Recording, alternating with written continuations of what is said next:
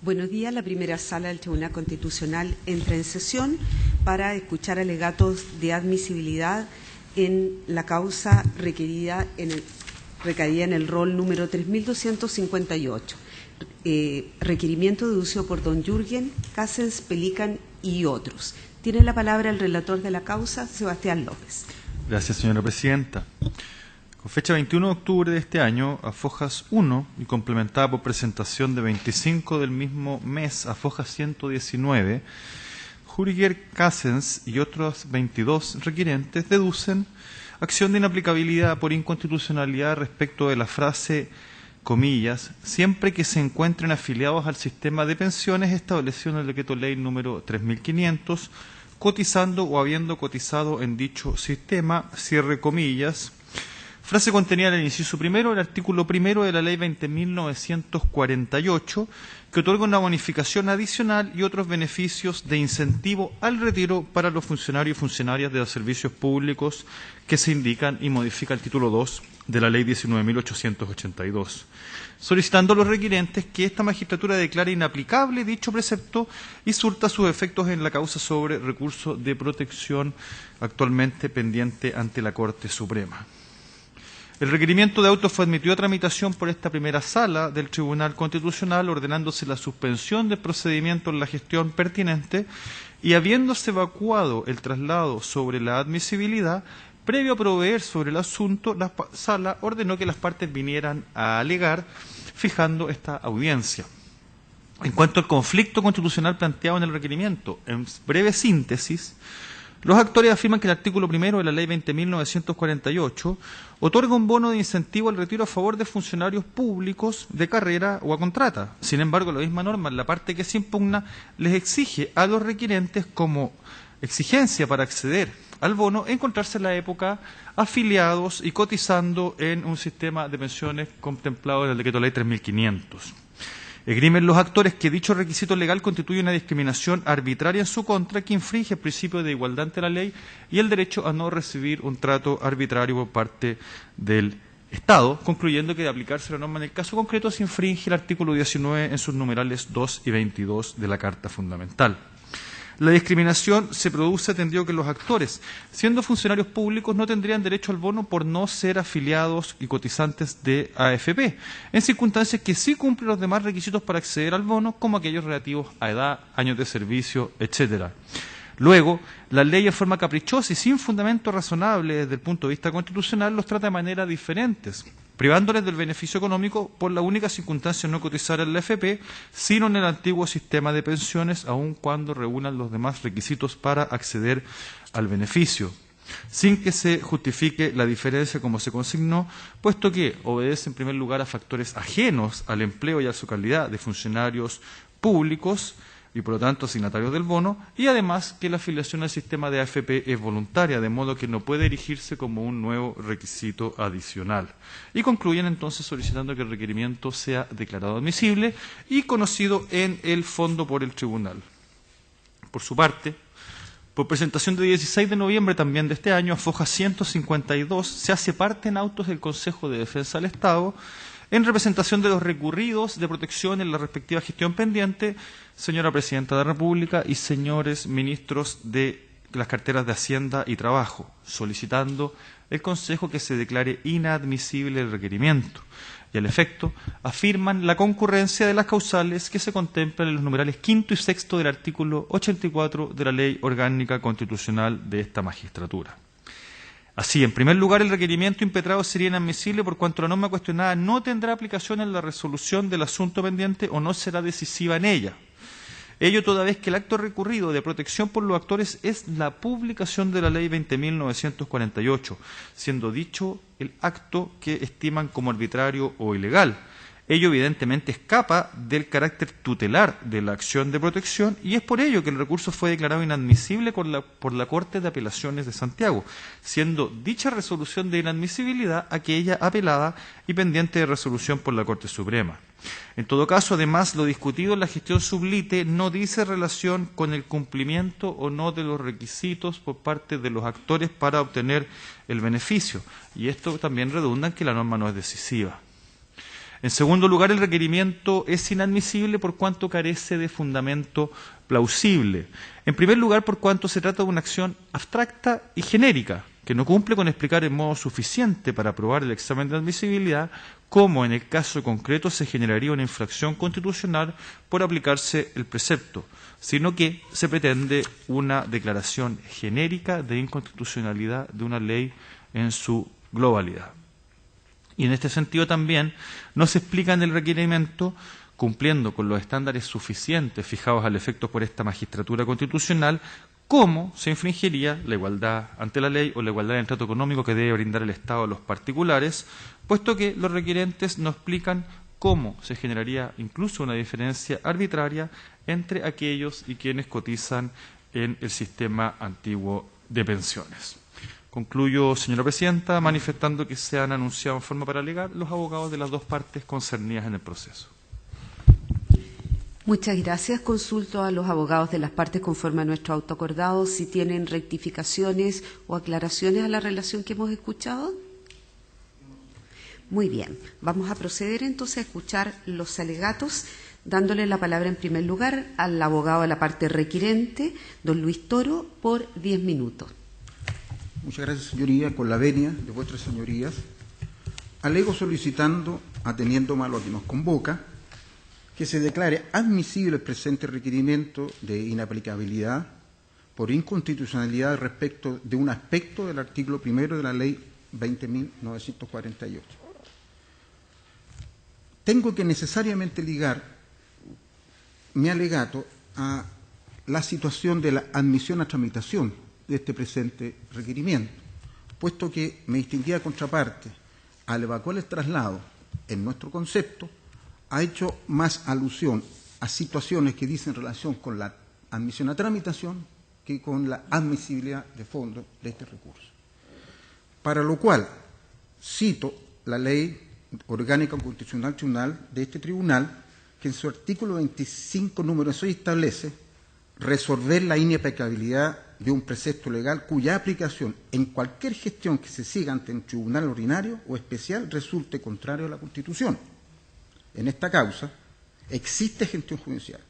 Recurso de protección actualmente en trámite en la excelentísima Corte Suprema de Justicia con el rol 78.971/2016.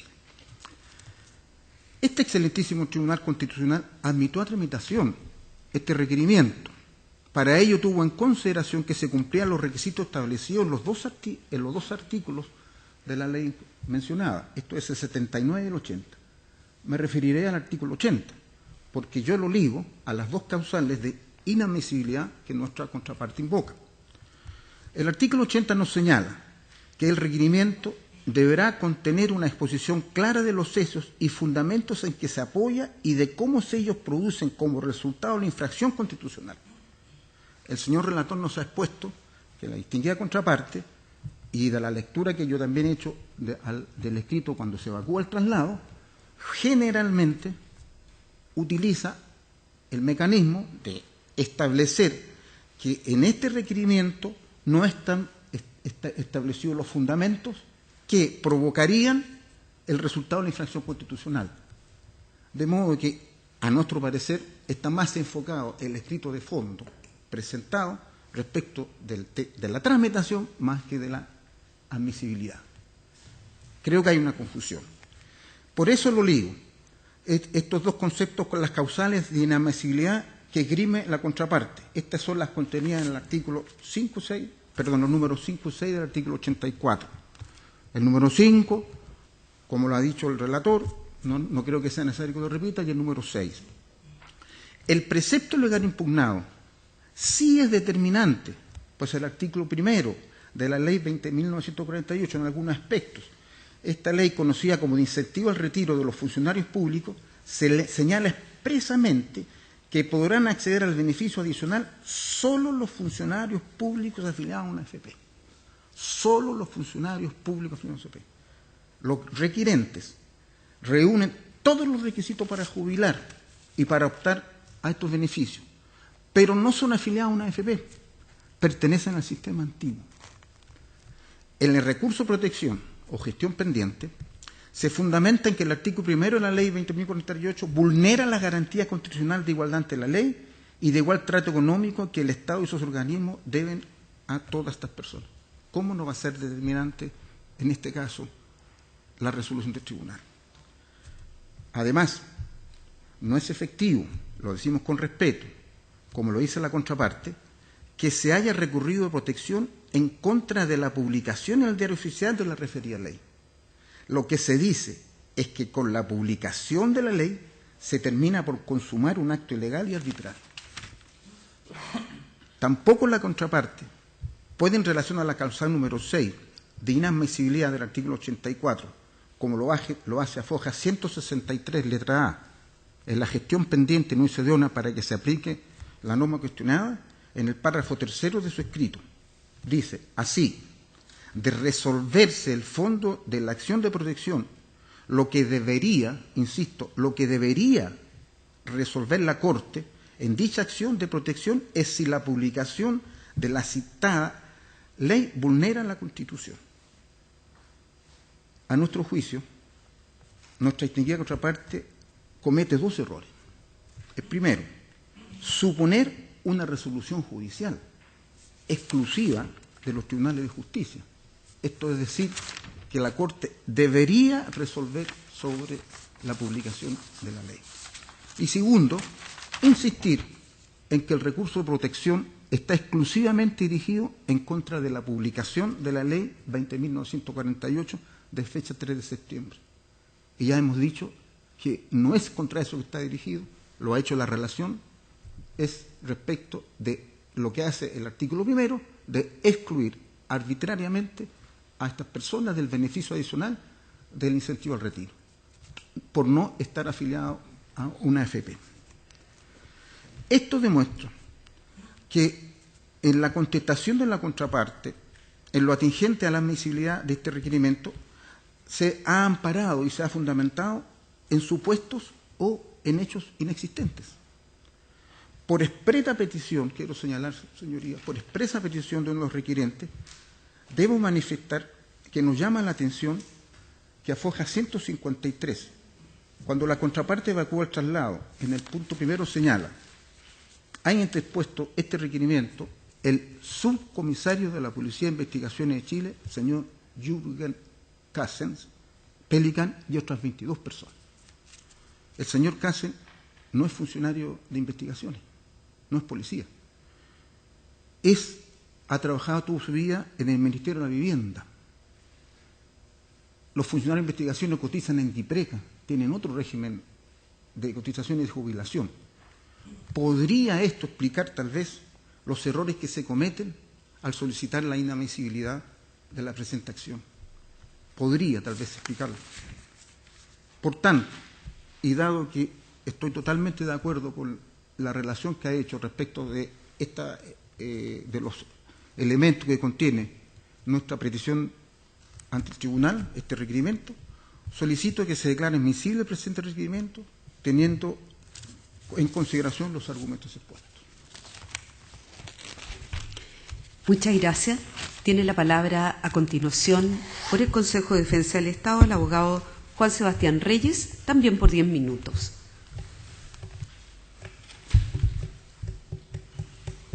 Con la venia usía excelentísima, alego por el Consejo de Defensa del Estado, quien tiene la representación en este recurso de inaplicabilidad de Su Excelencia la Presidenta de la República, el Ministro de Hacienda y la señora Ministra del Trabajo. Hemos oído la relación y los alegatos de mi distinguido contradictor reclamando la admisibilidad de un recurso que sinceramente esta parte estima que no debería haber pasado el trámite ni siquiera de la presentación a esta Corte Constitucional. ¿Por qué? Lo que se reclama en síntesis es la arbitrariedad o distinto trato en la igualdad que el legislador, a través de la Ley 20.984, en el artículo 1, le habría dado a los recurrentes. Esta ley, su señoría excelentísima, lo que hace es establecer un beneficio adicional para el incentivo al retiro de los empleados públicos. Hay otra ley que establece otros beneficios, que es la ley 19.882. Y se promueve este beneficio adicional porque no estaba dando resultados los beneficios de la ley 19.882, porque había muchos empleados públicos que no se llamaban o no estaban incentivados a dejar la administración pública, porque las pensiones que estaban recibiendo del sistema de administrador de fondos de pensiones del decreto ley 3.500 eran muy pequeñas. Entonces, atendido esta situación, el legislador lo que estableció fue beneficios adicionales a las personas que estaban adscritas al sistema del decreto ley 3.500. Y el legislador dicta esta ley, establece estos beneficios para todas las personas que están en las mismas condiciones. La dictación de esa ley promueve, su señoría excelentísima, un recurso de protección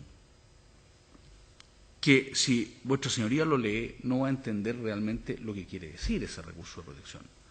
Porque se recurre en contra del presidente de la República, en contra del ministro de Hacienda y en contra del ministro del Trabajo por la dictación de una ley que hizo el Poder Legislativo, donde el Poder Legislativo estableció en el artículo 1 beneficios adicionales y requisitos especiales para un grupo de personas para que obtuvieran sus beneficios. Y el señor Jürgen Kassens y las otras 22 personas lo que hacen es recurrir en contra del presidente de la República, en contra del ministro de Hacienda y en contra del ministro del Trabajo por una acción u omisión arbitraria o ilegal que afectaría el ejercicio legítimo de los mismos derechos constitucionales que señalan este requerimiento, sin comprenderse cuál sería esa acción u omisión del presidente de la República, del ministro del Trabajo y del ministro de Hacienda en relación con la dictación de una ley que hizo el Poder Legislativo. Es tan kafkiano el recurso y tan novedoso a la vez. Yo llevo casi 30 años de profesión y nunca me había tocado un recurso de protección que alegue contra la dictación de una ley, que la Corte de Apelaciones de Santiago declara inadmisible el recurso. Y esa declaración de inadmisibilidad está apelada ante la Corte Suprema y suspendida la resolución de la apelación por decreto de vuestra excelencia, en tanto se resuelve esta situación. Pero eso nos lleva, su señoría, a la consideración respecto a la inadmisibilidad que ha solicitado esta parte. ¿En qué fundamos nuestra admisibilidad? Exclusivamente en las disposiciones del artículo 84, número 5 y 84, número 6 de la Ley Orgánica del Tribunal Constitucional. ¿Por qué? En mi concepto, en suma, existen dos requisitos esenciales para declarar la admisibilidad, principalmente que exista una gestión judicial pendiente, ¿cierto? Y que en esa gestión judicial tenga aplicación la disposición que el requirente le pide al Tribunal Constitucional que no se aplique en esa gestión, porque va a ser decisiva en la resolución del asunto. Aquí no se cumple ninguno de los requisitos esenciales. No hay gestión judicial pendiente, su señoría. El hecho de presentar un recurso de protección ante los tribunales de justicia sin una claridad ni en el sujeto pasivo de la acción, ni en lo que se le solicita a la Ilustrísima Corte de Apelaciones como cautela o tutela en ese recurso de protección, sin declarar de qué manera se habría afectado el ejercicio legítimo del derecho de los recurrentes y declarado inadmisible, no hay recurso de protección. No pasó la primera valla de admisibilidad. Hay una gestión voluntariosa, pero no está trabada la litis. No se ha contestado el recurso de protección. Es como si yo presentara una demanda ante un tribunal ordinario de justicia, su señoría, y la dejara sin notificar. ¿Alguien me podría decir que hay una cuestión judicial pendiente si ni siquiera ha pasado la traba de la litis y la notificación de la otra parte? Ni siquiera el conflicto se ha puesto en conocimiento de los tribunales de justicia. El solo hecho de que esté declarado inadmisible, su señoría, es base suficiente para determinar que no hay gestión judicial pendiente. Y supongamos, su señoría, que usted considere que hay gestión judicial pendiente, que el criterio sea más amplio. Yo me pregunto, ¿cómo la ley 20.984 en su artículo 1 que se pide la declaración de inconstitucionalidad en esta sede puede afectar la resolución de ese recurso de protección. Si ese recurso de protección justamente lo que quiere, no sé cómo, en contra del presidente de la República, en contra del ministro de Hacienda y el ministro del Trabajo, es que se deje sin efecto esa misma ley. Si vuestra señoría declarara inconstitucional esa ley, supongamos, no aplicable a ese recurso de protección, los tribunales de justicia no podrían considerar el fallo de vuestra excelencia, porque jamás podrían aplicar esa disposición legal respecto de una acción u omisión en el ejercicio legítimo de un derecho de los recurrentes. No hay vinculación, su señoría, entre lo solicitado en este tribunal y en el tribunal y en la Ilustrísima Corte de Apelaciones de Santiago en ese recurso de protección, en términos de que esta disposición legal sea necesaria para resolver ese recurso de protección. Porque el objeto pedido allí es diferente del objeto pedido acá. Ya es casi moda, su señoría excelentísima, de traer a esta instancia constitucional problemas que no dicen relación con cuestiones netamente constitucionales, sino si hay una persona que no le gustó una determinada ley, presenta un recurso de protección, le cambia la suma al escrito, porque son iguales el recurso de protección del recurso de inaplicabilidad, le cambia la suma, hace dos consideraciones mayores y pretende que este Tribunal Constitucional declare la inaplicabilidad de la ley en una gestión que no va a tener efectividad.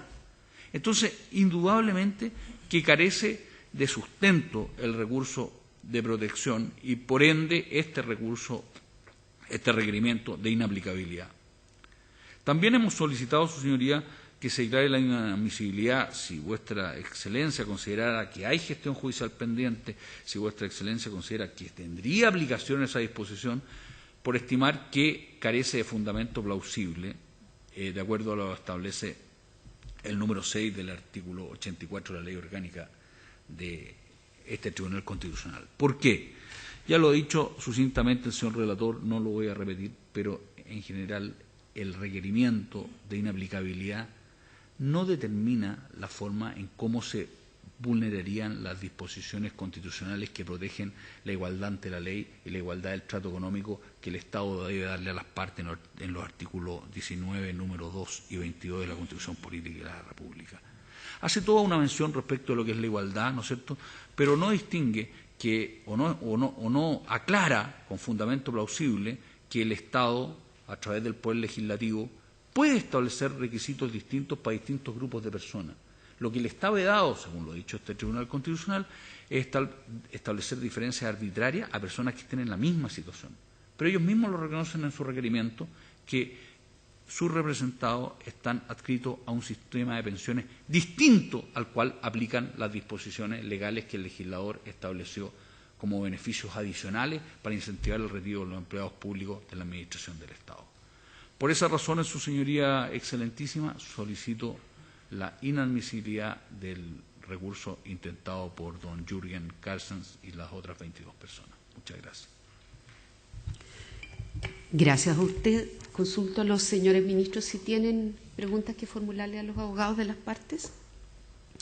No siendo así, se pone término a la vista de esta causa.